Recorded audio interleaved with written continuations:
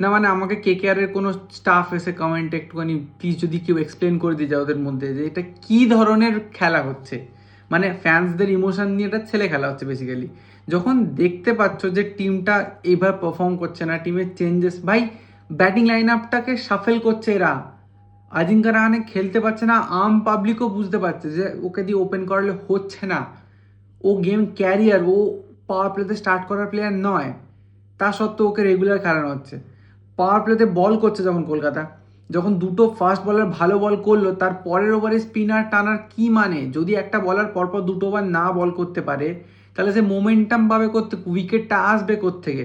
এগুলো তো প্রত্যেকটা মোমেন্টে দেখতে পাচ্ছি ভুল ক্যাপ্টেন্সি, ভুল ভুল টিম ম্যানেজমেন্টের জন্য কলকাতা প্রত্যেকটা ম্যাচ হারছে। তার মানে এটা না যে কলকাতা গোহারান হারছে, প্রত্যেকটাতে কাছাকাছিতেই হারছে। মানে ওই ছোট মিস ম্যানেজমেন্টের জন্যই হারছে। প্লেয়ারের মধ্যে সমস্যা নেই, প্লেয়ারগুলো ঠিক আছে।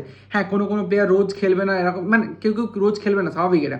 কেউ কেউ আজকে খেলছে, কেউ কেউ কালকে খেলবে, একটা দুটো ম্যাচ অল্টারনেট হবে, স্বাভাবিক। যেমন আজকে ক্যামেরন গ্রিন খেললো, ব্যাটিংয়ে খেললো, ও না থাকলেও তার টিমটা পুরো ধসে গেছিলো। বাট ওর সাথে খেলার মতো ঠিকঠাক জায়গা ঠিকঠাক প্লেয়ার দেওয়ার কোনো মানে হলো না। যেখানে গুজরাটের ফাস্ট বলাররা সব পুরো একদম ধুয়ে দিয়ে চলে গেল কলকাতাকে, সেখানে কলকাতা স্পিনের উপর বেশি রিলাই করলো, ফাস্ট বলারদেরকে ইউজই করলো না। রমানদীপ ফাস্ট বল করতে পারে, তাকে শুধু লাস্ট ওভারটা করানো হলো, তাও 20th ওভার।